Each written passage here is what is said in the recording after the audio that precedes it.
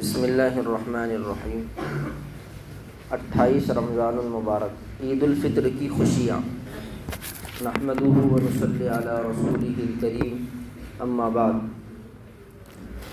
اللہ تعالیٰ کا اس پر جتنا شکر ادا کیا جائے کم ہے کہ اس نے اپنے فضل و کرم سے ہمیں رمضان المبارک عطا فرمایا اور اس مہینے کی برکتوں سے ہمیں نوازا اور اس میں روزے رکھنے اور تراویح پڑھنے کی توفیق عطا فرمائی، اور پھر اس مبارک مہینے کے اختتام پر اس مہینے کے انوار و برکات سے مستفید ہونے کی خوشی میں عید الفطر عطا فرمائی۔ اسلامی عید کے امتیازات۔ نمبر 1، اسلامی عید کا سب سے پہلا امتیاز یہ ہے کہ ساری قومیں کھیل تماشے اور لہو و لعب کو عید قرار دیتے ہیں، اور اسلامی عید میں اللہ تعالیٰ کی عبادت و اطاعت اور اس کا ذکر و فکر اصل اور مقصود ہے۔ چنانچہ احادیث میں ہے کہ نبی کریم صلی اللہ علیہ وسلم عید کے دن سب سے پہلے اللہ تعالیٰ کے حضور 2 گانا ادا فرماتے تھے، پھر لوگوں کو دین و شریعت کے احکام سے آگاہ فرماتے۔ نیز آپ صلی اللہ علیہ وسلم عید کے دن گھر سے عیدگاہ جانے تک اللہ تعالیٰ کی بڑائی و عظمت کے لیے تکبیر تشریق پڑھا کرتے تھے۔ ان باتوں کو مد نظر رکھے تو اندازہ ہوگا کہ اسلامی عید نام ہے اللہ تعالیٰ کے سامنے سجدہ ریز ہو جانے، اس کے احکام و اوامر کی طرف توجہ کرنے اور متوجہ کرانے اور اس کے ذکر میں سرشار رہنے کا۔ اس کے برخلاف دیگر اقوام کی عید محض کھیل تماشا اور منمانی رسومات و خرافات کا نام ہے۔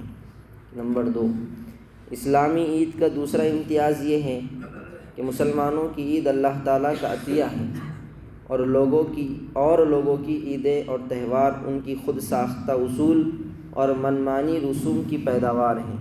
اس کے برعکس مسلمانوں کی عید اللہ تعالیٰ کی طرف سے مقرر ہوئی ہے اور بطور تحفہ و عطیہ عطا فرمائی گئی ہے۔ چنانچہ ابو داؤد شریف میں ہے کہ جب نبی کریم صلی اللہ علیہ وسلم مدینہ منورہ تشریف لائے تو دیکھا کہ وہاں کے لوگ 2 دن عید مناتے ہیں جن میں خوب کھیل اور ناچ ہوتا ہے۔ آپ صلی اللہ علیہ وسلم نے پوچھا کہ یہ 2 دن کیا ہیں جن میں تم خوشی مناتے ہو؟ انہوں نے اس کے جواب میں کہا، جاہلیت کے زمانے سے ہم ان 2 دنوں میں عید مناتے اور کھیلتے ہیں۔ آپ صلی اللہ علیہ وسلم نے فرمایا کہ اللہ تعالیٰ نے ان 2 دنوں کے بدلے تم کو ان سے بہتر دن عطا فرمائے ہیں، ایک عید الفطر اور دوسرا عید الاضحیٰ۔ ابو داؤد شریف۔ اس حدیث میں غور کیجیے کہ زمانے جاہلیت میں عید کا خلاصہ کھیلنا کودنا اور ناچنا تھا، یہ ان کی منمانی عید تھی۔ نبی کریم صلی اللہ علیہ وسلم نے اس کے مقابلے میں مسلمانوں کے لیے 2 دن مقرر فرمائے اور اللہ تعالیٰ کی طرف سے مقرر فرمائے، اور ان 2 دنوں کو خیر و خوبی والے دن قرار دیا، اور ان دونوں دنوں کو خیر و خوبی والے دن قرار دیا۔ نمبر 3، اسلامی عید کا تیسرا امتیاز یہ ہے کہ دیگر اقوام کی عید محض ظاہری مسرت و خوشی کا نام ہے، اس لیے وہ صرف کھانوں اور کپڑوں کی عمدگی میں اپنی عید سمجھتے ہیں۔ اگر عمدہ و لذیذ کھانا نہ ہو تو ان کی عید نہیں، اور مسلمانوں کی عید نہ کھانوں پر موقوف اور نہ کپڑوں کی محتاج اور نہ زیب و زینت کی طالب۔ مسلمانوں کی عید تو روح کو خوشی و مسرت کا پیغام دیتی ہے، اور یہ اللہ کی طرف سے رضا اور مغفرت کا پروانہ ملنے کی وجہ سے حاصل ہوتا ہے۔ چنانچہ حدیث میں ہے کہ عید گاہ جانے والوں اور عید منانے والوں کو اللہ تعالیٰ اس طرح گھر لوٹاتے ہیں کہ اللہ تعالیٰ ان سے راضی ہوتا ہے اور سارے گناہ بخش دیتا ہے۔ مشکوٰۃ شریف۔ یہ ہے اصل خوشی و مسرت جو مومن بندے کو عید کے دن حاصل ہوتی ہے۔ اصل عید کیا ہے؟ حضرت علی رضی اللہ تعالیٰ عنہ نے فرمایا کہ عید تو اس کی ہے جس کے روزوں کو اللہ نے قبول کر لیا اور جس کی نماز کو منظور فرما لیا، اور ہر وہ دن جس میں اللہ کی نافرمانی نہ کی جائے وہ عید کا دن ہے۔ اور بعض حضرات نے عید کی اصل اور حقیقت کو بڑے عمدہ اسلوب میں اس طرح بیان کیا ہے، لیس العید لمن لبس الجدید انما العید لمن امن من الوعید۔ عید اس کی نہیں جس نے نیا لباس پہنا، بلکہ عید تو اس کی ہے جو وعید و عذاب سے بچ گیا۔ لیس العید لمن تبرخ بالعود انما العید لمن تاب ولا یعود، عید اس کی نہیں جو عود کی خوشبو سے معطر ہو گیا، بلکہ عید اس کی ہے جس نے توبہ کی اور پھر گناہ نہیں کیا۔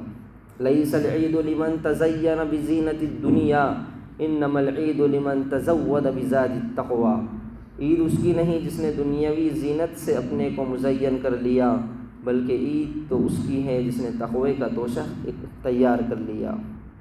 لیس العید لمن رکب المطایا انما العید لمن ترک الخطایا، عید اس کی نہیں جو سواریوں پر سوار ہوا، بلکہ عید اس کی ہے جو گناہوں کو چھوڑ دے۔